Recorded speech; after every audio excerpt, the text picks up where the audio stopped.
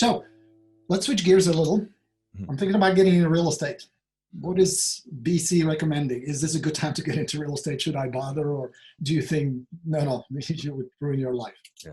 Well, if you're a little crazy like me, then I'd say go for it, right? Man, there's a lot. I think a couple of things we can talk about right now. I've been getting a lot of messages, and because I know how that new agent's going to come in thinking, because I can remember how I did. So a lot of people, when they come in, they're already looking at what's working against them, which I think is incorrect. However, a couple things I can give you is this. Number one, a lot of people are going to get out of the business in the next 6 months, year, 2 years, I believe. I've gotten probably 3 dozen messages just in the last week alone of people telling me they're going to quit, right? And that's just me and people that feel comfortable enough to reach out to me, right? So that's one. Number two is we're also transitioning now into a time where the market's going to, soften up and we're going to go down. And I've heard this from every top agent. This isn't me. This is from every top agent I've ever talked to. They said, skills pay the bills right now. You're going to have better conversations. You're going to have longer conversations. You're going to have more real and open conversations with people. It's not, hey, the market's good, let's throw it on the market. Okay. So you being a new agent, if you can get down in the trenches and, study your craft, understand the market and do some of those things. Like I know you've recommended in the past too, even though we technically can't do it right now, previewing properties, right? And getting to know the inventory. Once things go back to normal and we can actually do these activities, doing those old school activities that I know people like yourself have been recommending for years, I think is going to be the game changer for people because building the communication skills, building your knowledge about the market. Yeah. These kind of things. That's what you're talking about. Yeah. Which is what anybody can do. That's the beauty of it. You could be from anywhere, any place, I know people who are doing well right now, Borino, who can hardly speak English, and most of their clients are English speaking, but they know the market. They're so confident in themselves that they move forward. And I've had the clients tell me, because some of them are my friends, they're like, yeah, this person here in, Arizona, I can hardly understand what they're saying, but I know they know what they're doing. Right. So I look at those people that have perceived limitations that are doing so well. I'm like, man, anybody can do it in this business if they apply like those fundamentals. And as much as I want to get away and say, oh, we have to do stuff so radically different right now, the only other thing I would tell people is to really embrace technology. I know you're doing a video challenge. I'm doing one.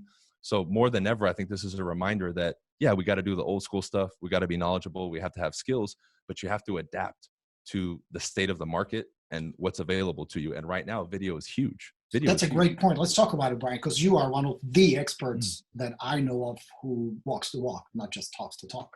You have over 150,000 subscribers on YouTube, tens of thousands, or if not 100,000 subscribers on social media and everywhere else. So clearly you're doing it right. You have the audience. Given the conditions we have right now, like you said, some of the things not possible to do, not recommended. What do you feel an agent can do right now to stay in front of their either leads, potential audience, or existing sphere, friends, neighbors, etc., that would benefit them long term? What would be some of your suggestions? Well, the main thing I'd recommend to people right now, and you can do this, you don't need a following, is position yourself as an expert and the go-to person during a time of crisis, like people consider this. A lot of people are simply consuming media and they're getting their information about real estate and other places from the media. Well, you're an actual representation of our industry, being a real estate agent, being a licensed real estate agent. So what I started doing early on, as soon as this hit, within a couple of days, was I started giving people updates of the adjustments that the California Association of Realtors was already making. I recently made a video as well on my YouTube, and this is just another example to get your mind going. I compared January 2008 to this first month of the coronavirus, just a snapshot of where the markets were at as far as inventory levels, interest rates, right? And things of that nature, just so people can get a better idea if they're thinking it's going to crash or there's going to be a recession, where we're at now versus then. So what I'm doing with that, and that video is doing very well, by the way, I'm just positioning myself as an expert with a little bit of research and understanding the market. I want the consumer, if they're listening to the news, to at least say, well, you know what? I've been watching a few videos of Bryan. He seems like he knows what he's talking about when it comes to real estate and the market. I think I'm going to listen to him, right? Because this is going to blow over, ladies and gentlemen. Eventually, business will resume as normal. And if you position yourself with enough people, guess who the first person is that they're going to call or reach out to if they have a question or even any curiosity in real estate? They're going to go to you. And I get it now. Hey, man, I've been following your videos for a year. I love your real estate market updates or whatever it is. And they'll reach out to me and we'll have a conversation. I just, it's funny you brought that up, Borino. I just got somebody approved who I got off Instagram, and he's approved for 1.5 million. And all he did was he watched for a couple months a few of my videos on Instagram, doesn't know about my YouTube, has no idea about it. He just watched a few Instagram videos, liked it enough to reach out to me, and felt like I was good enough to help him. And that's it. And it was a quick 5-10 minute conversation, sent him to my lender. Now he's ready to buy. Wow. And you can make good money, help someone right now. That's perfect. So, all right. You're a seasoned veteran at it. You've been on YouTube for many years, a bunch of videos on Instagram, on all the social media. But what about agents who either never embraced it to begin with or are new and are starting out? Yeah. Do you still feel like even if I'm starting from scratch, it's still an opportunity to build your audience on social media and YouTube? Absolutely, 100%. What I just described as far as positioning yourself, you have to do a little bit of research. And if you're really, really hesitant, literally use some visuals in your video and just discuss them, right? That's the simplest way to do it, because I'm not then claiming anything. I'm literally just supporting the facts. And I think as agents and as an industry in general, I think we're a little bit naive that we think the public has access to all the most accurate and best information. They don't. Where is the public going? They're going to Zillow, they're going to Trulia, or they're listening to CNN or MSNBC. Mm-hmm. Now, we can all agree that all of those places aren't the source. Some of the information they might give is true. Some of it might just be opinion. However, the consumer's taking it as truth. So I feel more than anything, we have a duty to give people the right information. And any of you from your local MLS and all of the, like I look at the CR MLS that has so many tools, Borino. It's incredible now. I mean, it's just full of tools that give you charts and graphs at the click of a button. And all you need to mention, your information is hyper local, where CNN will not going to do a report on West Covina, for example. Exactly. California at best. Mm-hmm. So you can be hyper focused on the area. That's brilliant. And it's accessible at the click of a button. Like, I'm not super tech savvy. I produce content, but I'm not editing and doing all these graphics and understanding all that stuff. And even I can just log on and click maybe one thing, type one word, and boom, I have a huge monthly update or whatever. And I think anybody can get used to that very quickly and make some video content, right? Well, it seems like there are two big barriers that people face when it comes to video content. One is I'm not comfortable on camera, or I don't know what to talk about. We solved that. Yeah. And the other one is, well, I don't know how to edit. I'm afraid of all these apps, and I don't know how to add graphics and stuff. What are some of your recommendations? Well, the first thing I did was I used iMovie. Right. And it was very simple. Another thing that I think people have forgotten of or aren't aware of is there's this website called Fiverr, Fiverr. I've had people make graphics or edit videos for me for like pennies on the dollar compared to what you would pay a real editor. I've had people do great introductions for my YouTube channel for like $5 or less. That's a great resource to find people who are willing to just do anything that you need. And that website, I mean, you can find anything on there, right? That's a great resource too, if maybe you don't have the budget to maybe hire somebody like an assistant or an official editor like I have. Do something like that. Now, in regards to actually producing the content, this is where I feel people have a hang up, and I see this in my video challenge right now. A lot of it is just people being their own worst enemy, Borino. You know that. What do you mean by that? So I know where this is going, but I would love to take your take. I'll hear your take on it. And this is something I want to say to the audience, because I feel this is a huge kind of aha for people, right?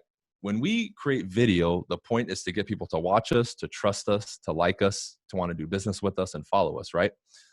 Now, what I found is a lot of people, if you make a video of them or you ask them to make a video of themselves, they don't have the stomach, we can say, to watch it, right? If you tell them to watch a replay of their video, they're like, oh man, I cringe, I don't like it, right? So my return question to that, to get people to finally click, is if you cannot appreciate watching you and enjoy watching you, how can you expect somebody else to? Okay. And when I say that to people, it seems like it finally starts to click, right? And it's not easy in the beginning. Why? Because when we watch videos of ourselves, what do we look for immediately? The flaws. Because why? We're all wired, most of us, and we can agree that we look for what's missing in something.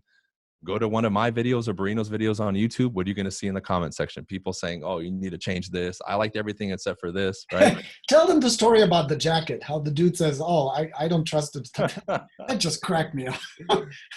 Really? So the market update video, he's talking about some guys like, oh, I don't trust his jacket, so I'm clicking off, right? So he left the video just because he didn't like the jacket that I had on, right? So goes to show you. Yeah. And that's just something we need to recognize in ourselves. But what I said rings true. And that, I don't know if I heard it or I made it up, Borino, or I had an aha. I can't remember. Otherwise, I would credit the person. But that's really when I made the shift to become a little bit more comfortable to start doing video and at least commit to getting better at it. Because I was like, man, that's so true.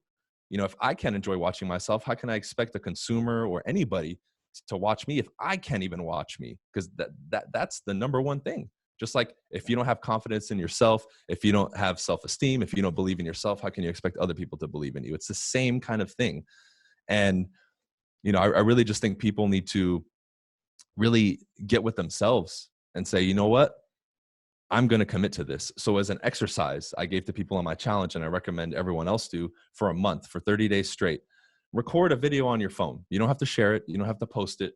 And make it, I don't know, at least 15, 20 seconds long, but no longer than a minute. And just speak into the camera. And every day, watch that video at least a couple times. And do this for 30 days. So you can start to not only accustom yourself to watching yourself, but learn to appreciate yourself. And I've had people do it. And after 30 days, I know people now that are producing content, religiously, because it got them over that hump. Yeah. But I really think brilliant because you're developing a skill. Yeah. Making videos is just a series of skills. Speaking intelligently, putting together a simple little concept in your head, what you want to talk about, make it engaging, some call to action. It's not a rocket science. So it's doable. Love that. I love that. We talked about video. We talked about social media. What else would you suggest agents can do other than drink a lot of wine to survive these times? And not just survive, but to really feel relevant, to feel like they can still be productive. How do you stay afloat? How do you keep your business moving forward these days? Well, we're doing a lot with our sphere of influence as well. We do send them a lot of videos and updates now, even more regularly than before. We were doing 1 email a week. Now I think we're doing 6 emails a month. Those 2 additional ones are market updates and also adjustments that the California Association of Realtors is making to transactions, just so they can stay up to date. Obviously, we can't do open houses and we can't really door knock, and most showings are virtual. So what we started doing was really just double down on cold calling, Borino. I mean, that's really what we did. Do you still do it yourself, or you just have a team? Yeah, I still do it. I mean, I'm not this workhorse doing, 500,000 dials a day like before, but I jump on now and I actually have fun. I really enjoy it. And I think you can get to the point where you do it, but we have to not only push social media, which, by the way, right now, if you do have even a little bit of a budget, Facebook ads are super cheap, right? Ad spend is super cheap right now. So if you can do that, I recommend you put some money into that for sure. But on the prospecting side, we just bumped up our numbers. We're going to have to talk to more people. I mean, that's just the name of the game. Some people aren't going to do anything. Some people are, but we have to reach out. And believe it or not, most agents right now are sitting on the couch waiting for this to blow over. Just like you hear agents taking November and December off because, hey, nobody sells and buys during the holidays. Yeah. I think it's the same kind of mentality. Oh, nothing's happening right now. Let's wait. You will find some people. I had several of my students who are my Expired Plus students who say they call expired listings and they ask, hey, are agents calling? And people say, nope, nobody's calling. So this is a good opportunity. Now, as far as going forward, this is going to blow over. Sooner or later, we're going to go back to somewhat of a normal. How are you preparing for that? What do you feel like are the things you need to have in place now so that transitioning and then 6 months from now, a year from now, you have a profitable, productive business? Yeah. So there's a few adjustments we made, right? Just in case, because I know a lot of people did lose their jobs. I'm already kind of thinking ahead if something was to happen, right? Let's say a lot of short sales or foreclosures are available. I already have put my team and myself through the short sale certification and all that. I've already been speaking to a few companies and lenders to position myself already. That way, if they have a portfolio of short sales or foreclosures are going to come out, even if it's only a little bit, I can have my foot in that, right? Number 2 for us was really understanding right now. And I think right now, when I mentioned positioning, like being an expert, I feel like that was kind of lacking before. You go on YouTube now and you see everybody trying to educate everybody on the real estate market. Where was that 2 or 3 months ago? It was non-existent. So I think more than ever now, it kind of lit the light bulb in my mind about positioning myself the right way. So what I'm doing now is part of the education process that we're doing is we're giving people a little bit of kind of like a highlight into some of the other people that are involved in a transaction. So as an example, to the database that we have, I began doing interviews with all the vendors that work with us, right? Title reps, escrow officers, lenders. And we're doing a series right now with the lender with all the updates that are happening, because, you know, the interest rates are going up and down every day. You know, new programs are being released. Some of them are being cut, right? The minimum credit score got bumped up on a lot of them. So I'm really using that as an opportunity to not only showcase people the intricacies of a transaction, because they think we just make a lot of money and do nothing, but I'm also doing it as a way to really put that anchor, we can say, of positioning myself as, man, this guy not only teaches us about the transaction, we get to meet all his people, and he really knows everything inside and out because he has a world-class team, right? So I would say those are probably the main two focuses. And also just understanding now the importance of video, really.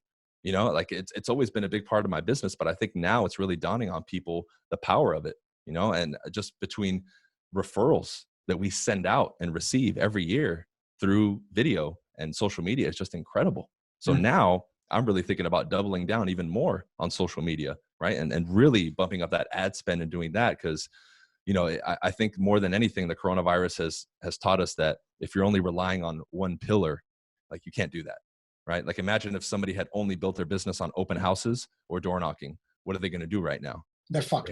They have nothing.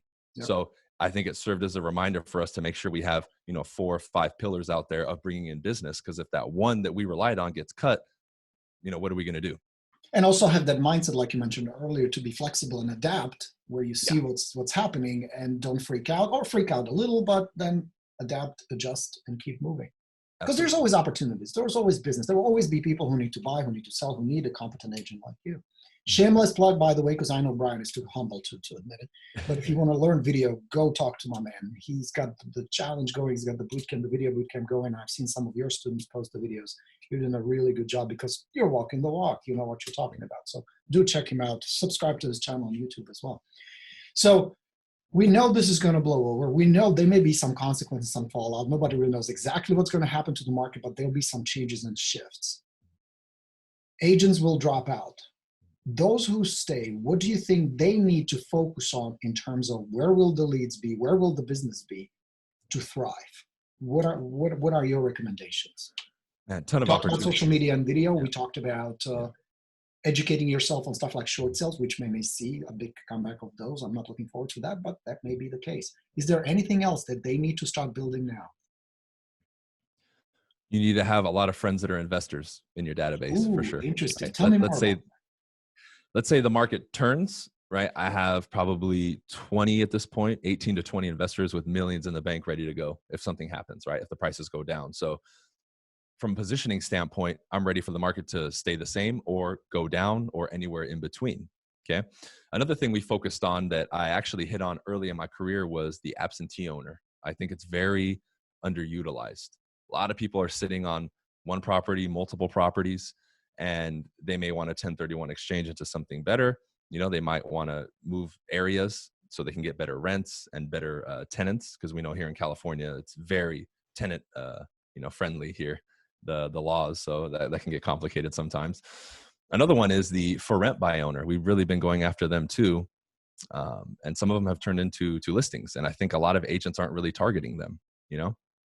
But really with us, aside from that, it's just small little pivots here for different types of leads, because there's so many we can do. Like one idea that came to my mind, Borino, that we're going to do is we're pulling up a list of all the people who filed eviction notices like right before the halt. Mm-hmm. And then prior to that, to see if any of them are in a position where, hey, I can't wait. I have to sell, because if they don't pay the rent, I can't pay the note and I need to get rid of this property. So I kind of looked at the circumstance and said, from my mind, where can I possibly find an opportunity of somebody who might need my help?